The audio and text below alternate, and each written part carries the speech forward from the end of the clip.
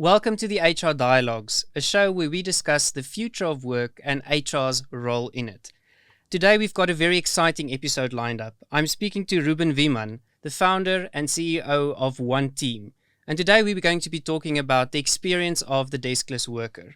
Often, most of the conversations we have in HR is only based on the desk-bound worker, and we don't spend enough time to try to understand what is happening on the front lines. And today, that's what we are going to unpack as part of this episode of the HR Dialogues. Let's get going. Welcome to the HR Dialogues, where we learn from people practitioners as they navigate the emerging world of work. Ruben, welcome to the HR Dialogues. Introduce yourself to our guests. Thank you. So my name is Ruben, founder of Oneteam. Started it about 8 years ago when I was a Frontline employee. Working in a supermarket chain, and came up with the idea for Oneteam, and now working on this every day. That sounds wonderful. Ruben, Oneteam, tell us a little bit about what's your goal, what's your purpose, what are you all about? So the best way to explain it is to go back to the experience that I had as a so-called Frontline employee. So I worked in retail, I worked in restaurants. And when I was hired, I got like an onboarding manual. I was added to many WhatsApp groups. There was an internet, a newsletter, bulletin board, e-learning systems, scheduling systems, HR systems. It was a huge mess, very fragmented, outdated, and employees were not using it. And I saw that the company was trying to do its best to really connect, train, and engage their workforce because it's very important. But they just couldn't. So I was like, well, everyone has their own mobile phone. Why don't these companies have like one great mobile app where everything for the employee is centralized in one place, and you can really create a great employee experience? So that was the idea, and that's how it started, and that's Oneteam today. That's wonderful. I think from an HR point of view, which is obviously my background, something that we do find quite a bit is some of the older systems are designed in a very functional way. So it almost negates the fact that there's a real human being that sits on the other side, and exactly your experience. Things are fragmented, things doesn't flow well, and it's not a very engaging experience for somebody joining an organization. Ruben, I'm very excited about today's topic because I think it's something that we don't speak enough about in the HR domain, and that is really what is the experience of frontline workers or deskless workers. Yeah, it surprised me too. And almost everything you read online is all about the desk workers. Indeed, while actually 80% of the global workforce is deskless, or also called blue collar, frontline, so people in retail, etc. What it looks like is you are disconnected from the company. You work somewhere in the field, in a retail store, in a hotel, in a restaurant, in your truck, driving around. So you're sort of disconnected from the company, and it is people are not engaged. A lot of tools that they're currently using are very indeed outdated, like you said, very fragmented. And also that's why you see there's a very low engagement and a very low loyalty. So a very high turnover among all of these industries. And that's also what we saw during COVID. I had the opportunity to do some work in an organization that was a sports media broadcaster and spend some time with the frontline workers that were not necessarily office bound or desk bound. And your exact experience rings true for me there. There was almost a lack of thinking from an organizational point of view around what is the day-to-day real reality of work looks like. You know, there's one thing designing a process and a system on paper, but it's something very, very different if you're kind of in the hard yards of what people need to do as part of that. Something that you mentioned really resonates with me is I think during COVID, something that did happen is all of a sudden people had to pause and say, but what does the real experience look like? And you know, very often, and I think it's a mistake we make when we've spoken about things like critical skills or scarce skills, people talk about knowledge workers, but that's not the bulk of your workforce. And that's not where the real rubber hits the road. So what has been some of the interesting insights that you've gathered as Oneteam when working in this particular space that surprised you when you kind of entered and started Oneteam 8 years ago? Good question. A lot of things surprised me indeed. There is a huge disconnect between the front line and the headquarters. A lot of times also people at headquarters, like management, they don't really care about the front line. And because there was never really a problem. Well, now there's a problem is with the extremely high turnover, and they start to realize, well, without the frontline workers, we cannot exist. Without enough of them, we cannot grow. And without a really high quality frontline, we cannot compete because there's also more competition, and especially on the job market. So now that started to get their attention, because now that's standing in their way of growing the business. And also the newer generations started to be more vocal about that engagement is important, a great employee experience is important. While maybe the previous generations, they didn't really care about that or say anything about it. I think you're right. I think something we've spoken on this show a lot about is the changing power dynamic between employers and employees, where, in my view, I think in the past there has been a bit of a power play from organizations to say, this is what work looks like, take it or leave it. I come from a country with a very high level of unemployment, so unfortunately that still rings true, where people say, well, if you don't want the job, there is others waiting in line. But especially, and it's been something that I've experienced here, where skills are really scarce and the availability of talent is really, really low and scarce. And I think something you mentioned I want to deep dive into a little bit more is that experience and expectations component. Because I do think that's changing. I mean, I think people have a very different view today of what does a good employer look like, and what does a good working relationship and environment look like. And indeed, there are sort of the two factors that we see are important for the prioritization for the management team. Indeed, one side it's employee turnover. So indeed, with high unemployment or low unemployment, that changes. But still, with frontline workers or deskless workers, a lot of them are customer facing. So it is always important that these employees are engaged, motivated, skilled, and their employee experience plays a big part in that. I agree with you. I think regardless of what type of organization you are, I think one of the best experiments or initiatives that a management team can do is to go and spend time within the actual business.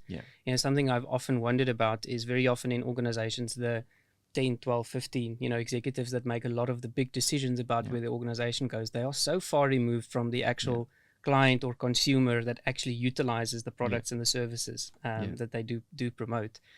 Ruben, you mentioned something about the younger generation. You guys are a tech company to a large extent in terms of also servicing the need of the frontline worker. What has been some of these expectations that you've picked up, and whether you've converted that into features or experiences that you've noticed that really makes that engagement happen for the frontline worker? We actually call it internally we call it the magnet framework. So sort of every company is a magnet to attract talent, but also to retain it. And the strength of the magnet lies in its different components. So of course, salary, flexibility, all these different things, but also a really big thing, especially for frontline workers, is for example H&M. We work with them now for about 4 years. Before, they had the traditional employee experience of an intranet that no one was using, a newsletter, and WhatsApp groups locally. And the employees said, well, we know we work for a larger organization. We have 100 stores in the Netherlands, but we don't feel connected at all. So then they started using Oneteam, and with Oneteam, there's like, you can communicate with the entire company. It's very interactive.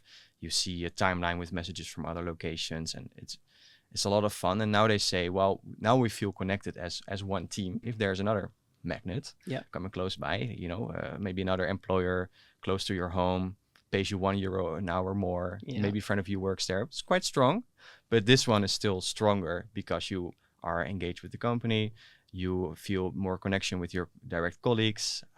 The pay is good, etc. So the stronger the magnet, the more likely it is you will stay as well. I love that idea. We talk a lot about how do you create stickiness and how do you create belonging. And I sometimes think that belonging is a personal thing, right? It's going to look very different for you than what it looks for me, than what it looks for other colleagues around things that you value in life and out of that experience. And I love the fact that you've managed to bring much more of a personalized feel towards my day-to-day working life, through the use of technology on the one side, but on the other side, actually creating that stickiness to the brand and the organization that you represent. We get that feedback quite a bit, especially in large scale organizations where they say, you only care about the headquarters, and the headquarters are always kind of mentioned in these inverted commas. What is interesting for me as well is that I think really the fact that the integration that you've brought around the holistic experience, because if I'm a frontline worker, I don't really care whether you're bringing me an HR solution or a communication solution or something that comes from finance. I need one place, again, the name or one team where I can go around actually understanding where is everything that I need to be able to be effective, to be engaging as well. Can you share a little bit about that with us? Yeah, and indeed, these components are very important because in a lot of industries, employers, they cannot compete. I mean, this all pay, let's say, minimum wage, not a lot of difference there. The job is somehow the same. If you now work in this store and this store, there's not a lot of difference. So all these basic things are sort of the same. So then how are you going to compete as an employer? And indeed, creating a great employee experience is a huge part of that. For example, the first thing that is important is once you're hired is the onboarding experience. So you need to know as quickly as possible, what the job is, what the company is. A lot of times employees or even managers, they don't know when was the company founded, who was the founder, what are the values, what makes us unique, like all these parts. And the more you know about these things, the more you feel part of the organization. So that's an important thing, to feel part of the organization, and also to feel part of your colleagues. So even before your first day, you have access to the platform. The platform will ask you to introduce yourself a little bit. Colleagues will see that notification, will give you a high five, can comment. Because a lot of times in these industries, people work part-time. So it might take a while before you actually see that new colleague. But then with the app, everyone knows, oh, this is a new colleague.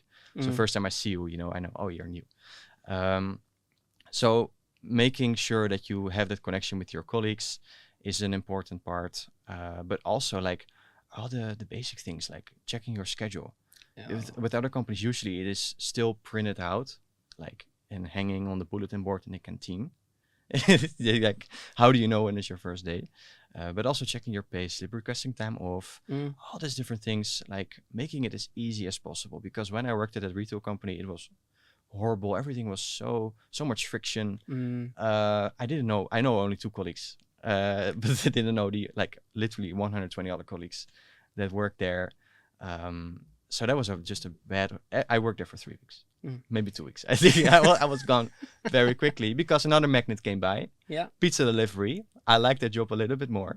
And a friend of mine worked there, so I was gone. That retail company, they just didn't stick with me. It wasn't the job itself. It just was the bad employee experience, not the connection with the company, not the connection with my colleagues. I didn't even look at the hourly salary. I think it was even the same at the other company, but I just switched. But that's such a good example, right? In terms of very often we talk about, what are the moments that matter in the life of an employee. And in my experience, sometimes as HR, we forget that it's real human moments that happen every single day. It's not the big things, that we plan and think about. It's about really shifting towards the perspective to say, what does the human experience look like? And what is important for human beings working in a store? To know other colleagues, to be able to have some sense of choice and autonomy about scheduling. I can remember I worked for an organization where, we would get an SMS around your shift has been changed. That's pretty one-way communication. So that's more of an instruction than what it is anything else. And I think in the day and age that we're in today, with things like flexibility becoming important, such an important thing to have a two-way type of communication to help people also apply. And I think especially in things like retail, etc., or other types of jobs where location is important, to still have a sense of flexibility in how and where they work, because they know they're going to have to be physically present. And I think that provides a great opportunity for that. Exactly. Exactly. Ruben, let's talk a little bit about some of the challenges, because I can imagine it's not been smooth sailing. What are some of the things that you've picked up, whether in the adoption of people of the technology from a frontline point of view, or some of the other challenges that you faced or barriers towards creating this experience? So when I was the frontline employee myself, I was young, I was naive. I was like, why isn't there one app? It makes so much sense. I thought it would take a year maximum. I told my parents I was still in high school. I said, I want to quit high school. I want to work on this. In 1 year, it's going to be a success. I had a different feeling of time back then. And indeed, being naive. Then I started doing research. I met my co-founder. We started developing the platform. And we found out, there are multiple components like onboarding, internal communication, and internal communication on local level, top down. You have e-learning. You have something like surveys. That's also an important component. You have scheduling integrations, HR integrations. So it became pretty big, pretty fast. Can imagine. And instead of a year, it took about 8 years to develop the entire platform. So that was a huge challenge because we saw that the market existed of like all these different point solutions. So onboarding solutions, internal communication solutions, etc., which makes sense for the desk workers. I mean, I'm a desk worker right now. I use all these different apps all day long because I'm sitting at my computer. But again, when I was on the front line, and from that perspective, you know, you're physically at work as a cashier, delivering pizzas. You only have access to your own mobile phone, and that experience has to be as easy as possible. Also, because you don't want the employees to use their phone too often.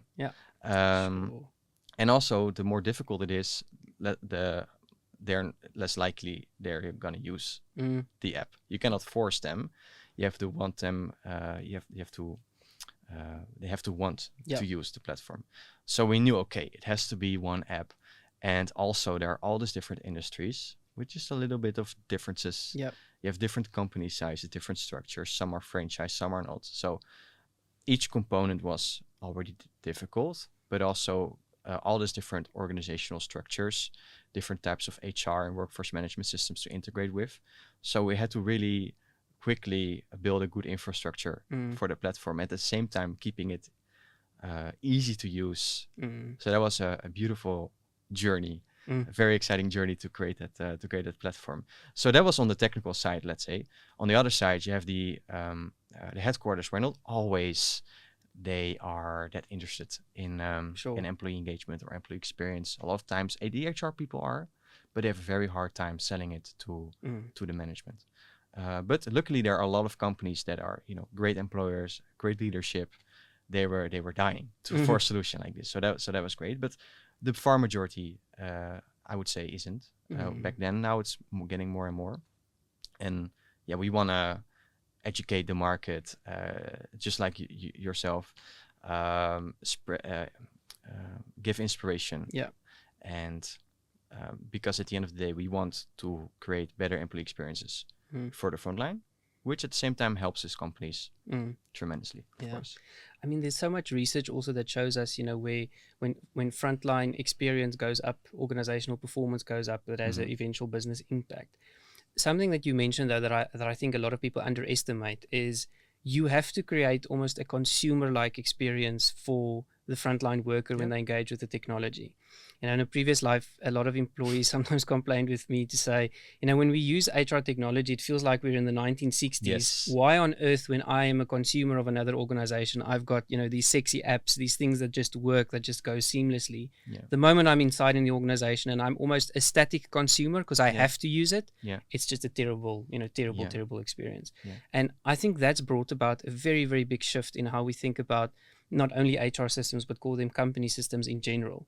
You know, how do you really apply things like, you know, design thinking, consumer behavior, those types of elements to bring it in? Because I sometimes mention to our co-founder, Eric, and he smiles at me when I say this, is, you know, if I'm an employee of an organization and I engage with an HR system, it should be good enough that I say, if I had to pay real money, would I buy it? Because if not, then it's not serving something in your life. It's not really addressing a key need as part of that. Did you see some of this pop up when you started pitching your solution to HR teams? Yes. Because we came from the front line, because we are sort of the newer generation, we care indeed a lot about great user experience. We spent absurd amount of time creating a beautiful platform because we want it for the front line. But not a lot of times the people at the headquarters care about it or understand it. They are like, okay, these are the functionalities that we need, and they look at all the different vendors and they just tick the box. But there's no requirement for a beautiful interface. And also, a lot of times they would just go for the cheapest solutions that just ticks all the boxes. But at the end of the day, like I said before, you cannot force the front line to use this. platform. You have to want them. They have to want to use it. So it has to be a great user experience. We have about 93% weekly active users, 64% daily active users, which is insane. But it's because they like to use it. So this is very important because the app is not the goal itself. It is the result from using the app, that they stay longer, that they are more engaged. And that only is happening when they use the app often. I mean, you can introduce an app and they don't use it well, then you're not going to hit the goal. So this is crucial part and overlooked. I want to share maybe a personal story / secret with you, and I haven't shared this before, is when I was a CHRO, we tried to drive a Mobi solution within the organization. The organization where I was at the time, the general brand colors were working really well for the clients. It was like bright and, really drawing attention. To put that on a mobile app just to comply with corporate identity was absolutely terrible. It was such an eyesore whenever you opened up anything. Really? So we sneaked in like a more reasonable color palette just to utilize internally. And I got into so much trouble with marketing and with internal communications. Can imagine. We had less than 10% utilization of our mobile technology, where 80% of our own organization at that time were frontline workers or salespeople on the road for most of the day. And I think it's something interesting for HR professionals to think about, because if you start thinking about your internal consumer, there are certain things that we've always taken for granted that now needs to start looking very, very different. I agree with your point. I've looked at a lot of requests for proposal, little, forms that I complete. Nobody's ever had, is this user-friendly? Is it interactive? Is there actually proof that this is something that will be adopted in the organization? And I think we need to shift that, a little bit to more of that consumer-like mentality. And maybe that's why most HR software isn't beautiful, because it has never been a requirement. So why would they do it? Why would they spend all that extra money on designers and native apps and all this type of things? It isn't a requirement most of the times. But indeed, when you're focused on the front line and you cannot force them, it's on their own mobile device. It is crucial. I almost want to go one step further, because a lot of the more enterprise resource planning technologies or ERP systems that kind of dictates a lot of what happens in an organization.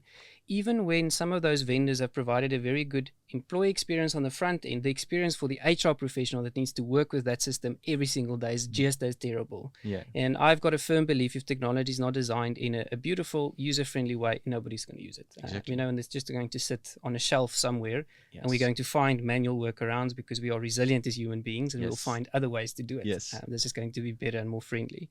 Exactly. Ruben, I want to shift us forward a bit in terms of what does the future look like for the deskless worker? Ideal world, Oneteam 5 years in the future, what does that look like? Can you give us a bit of a feel for what that experience would be? So 5 years in the future, we hope that a lot more companies are realizing the importance of employee experience, of the deskless workers, and are just creating beautiful employee experiences for them, and also realizing the impact it has on the company.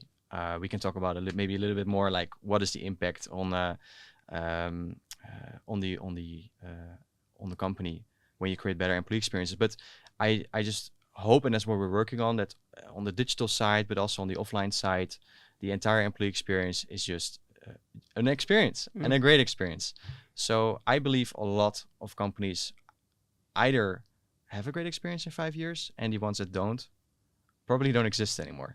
Because with the labor shortage right now, if all the employees just go to these great companies to work for, the ones without just are going to be in such a negative spiral, because if you don't have enough employees, like I said, you cannot grow, you cannot compete. A lot of people will make the argument to say, we'll automate, or, AI is going to come and replace jobs as well.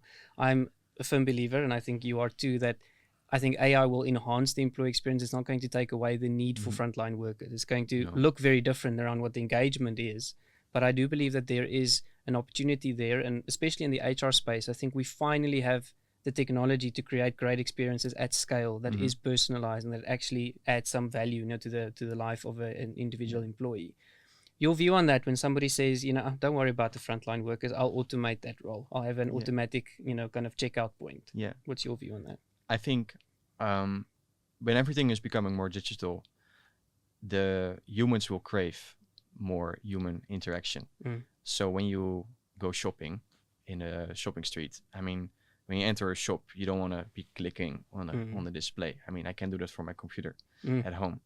So you want to have employees there that are really motivated, really engaged, helping me creating a customer experience. And the same is true for hotels. I mean, if I go to a hotel, I don't want to just check in. Yeah. Maybe when I go to a budget hotel, maybe Sure. budget hotels. I mean, they maybe will do that. But for the rest, you want employees, humans, and that will be the way to compete. I believe.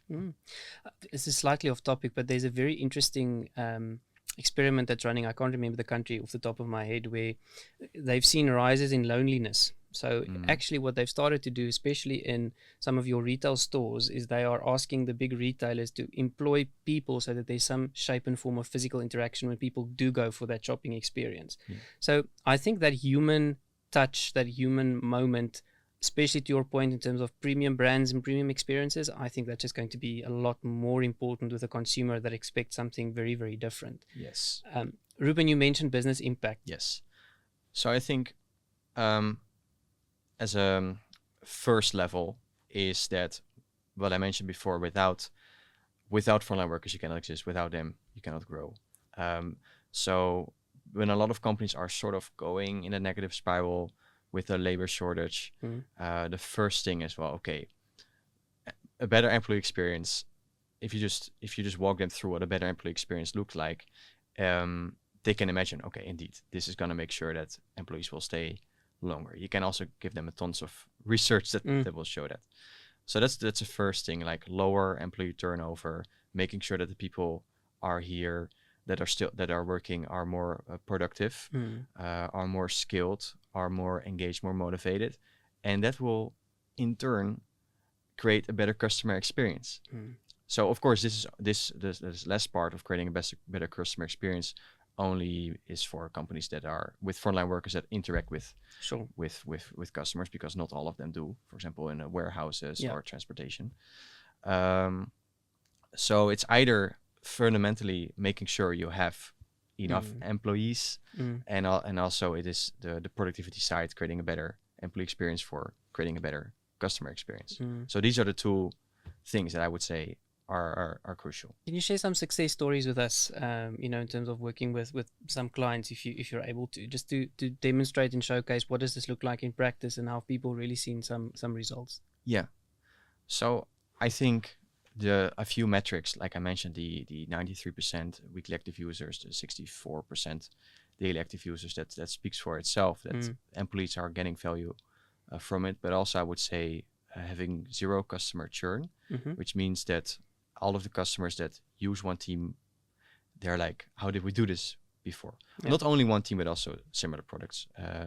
Of course, because before it has always been, like I said, the internets and the newsletters and the bulletin boards and WhatsApp groups, and people didn't know there was anything different.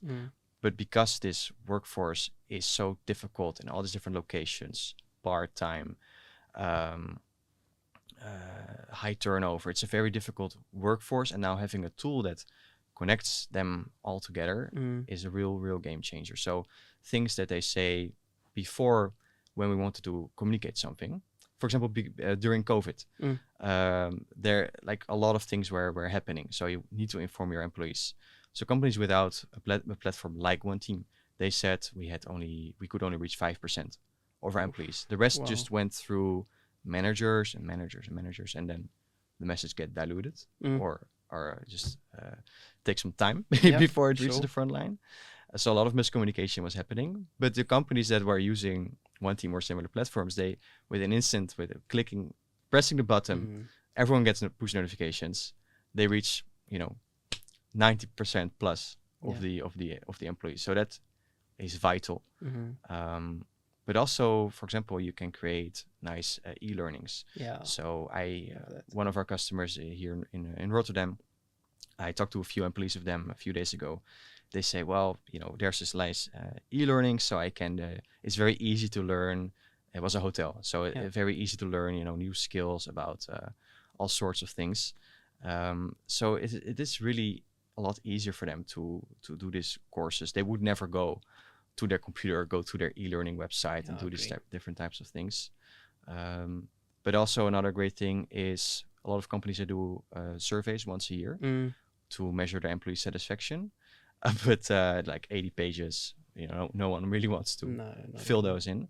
And also it's just once a year. Yeah. So what we've created is you can, for example, every 2 weeks you can create a small survey with a few questions, and you can really see, hey, stress is going up in these departments or in these locations, or satisfaction is getting higher in these locations. So it's much easier for management to see what's going on the front line. I mean, because they cannot physically be there, every day, see how it's going. So this is a really important metric that a lot of them use in their weekly or monthly management meetings. Like, how's the front line doing? And the front line feels more heard because they ask for their opinion. How are they doing? No, fair enough. And I think, a couple of really important things that you've mentioned there is, I think employees feel heard. Employees feel like they contribute. I think from a leadership and management point of view, you've got your finger on the pulse of how your organization is changing. You are much more involved and you can respond much faster. Some of those things are happening. Ruben, as I start wrapping up for us, if I'm an HR professional, I might still be stuck in an organization that do things in a very traditional way, but I've got a very big frontline workforce. Where do I start? What is the first thing that I should do just to get me going on this journey? Yeah, I would say where is the business pain? Is there some business pain like employee turnover, shortage, bad customer experiences, employees that are not well trained or not well informed? Like where is some business pain that is on the priority list for management? So that's where it starts. If there's no pain, there will be no gain. So that is an important, but there must be pain. If you still work in an outdated organization with a big frontline workforce, there has to be some of this pain. If not, I want to talk to you. I want to know how you do that. So there has to be some pain. And then it's to map, okay, what does the employee experience look like currently? Where can we improve to solve this pain? It can be digital things. It doesn't have to be digital things. It can be maybe other things that you can improve. So a big thing that would help is to ask the frontline, do a survey, go there, ask how would you think we can improve these metrics. So really map out where could we solve that? And then of course it's like, how are you gonna solve that? Let's say it is something digital, like a way for a company to use, for example, Oneteam, is there must be like multiple components. Okay, they're onboarding, e-learning, communication. Like if there are multiple components and you believe, okay, we're only gonna have one app for frontline, we cannot ask them to download multiple apps, then something like Oneteam, like an all-in-one platform, could be a great solution. If it's maybe just internal communication, there are dozens of internal communication solutions out there that you could use. So it depends. Like, is it like multiple components that we want to improve? Then you should definitely look for an all-in-one solution, because they're not going to use multiple solutions, the frontline. If it's just one, just go for a point solution. I would say that's a way. And of course, when you have the solution, okay, it's a nice app, but then how are you going to use it? So getting management involved, letting them post. For example, when it comes to communication, make sure the management is involved, that they post messages, post videos, comment. In Oneteam, when you post a message, people can give a high five. Make sure that the management is giving high fives to messages. Stuff like that, making sure that the company culture, if it's already defined, shines through the entire platform. The onboarding experience, the communication experience, e-learning experience. I would say that's like, what was it, like 4 steps, I think I mentioned. I love that. I think that's, so practical, and almost, if I could summarize what I've heard from you, there is start with where you are, go and understand what the pain is. The second thing is HR doesn't have an app behind a desk, so get out from your desk and go and speak to the people that are actually having these experiences every single day. Go find out what the experience is that you want to create for your frontline workers, and then find the right solution. Last point that you made there, which I really love, and I think it's super important, is let your culture shine through, because I think very often we implement these things without understanding and realizing what the bigger picture is and what we want to achieve, as part of that. Ruben, thank you very much for sharing your wisdom and the fascinating work that you and the One Team team was doing. I think it's such important work, and thank you very much for sharing some of your learnings and experiences. Things that stood out for me from our conversation. The first one is employee experience matters. What we are doing wrong at the moment is we're forgetting that 80% of our workforce in some industries are actually not the desk-bound worker. We need a different type of experience that is seamless. Loved our conversation and the points we made on it's a consumer-driven type of market. So technology has to be easy to use, it has to be beautiful, and it has to be seamless. If your employees are actually going to utilize that, and it becomes part of their way of work, because that's where it really needs to integrate. Love the fact that you spoke about the fact that if we get employee experience right, it leads to engagement, it leads to productivity, it leads to customer experience, it leads to business impact. I think such an important thing for us to always make those links for people within the organization. And the last point for me, if I'm an HR professional, just start with where you are. It's not big things. There's no one silver bullet, but start with where you are. Use data, understand what the pain is, and then use that to go forward. Ruben, where can people get hold of you, and where can they find out more about Oneteam? Yeah, you can follow us on LinkedIn. Oneteam, you can follow me on LinkedIn. You can find us on our website, oneteam.io. We'll be happy to connect with people that are changing the experience for frontline workers. Love that, and I definitely want to encourage people to do that. Ruben, any final words from your side before we sign off? I would just say, let's improve the experience for the frontline workers. I would love to, like I said, to connect with people, share knowledge, and spread the message, because I was at a HR conference last year. Everything was out for the desk workers. So there's a lot of work to do to spread the awareness for the deskless workers. Definitely agree with that. Thank you so much, Ruben.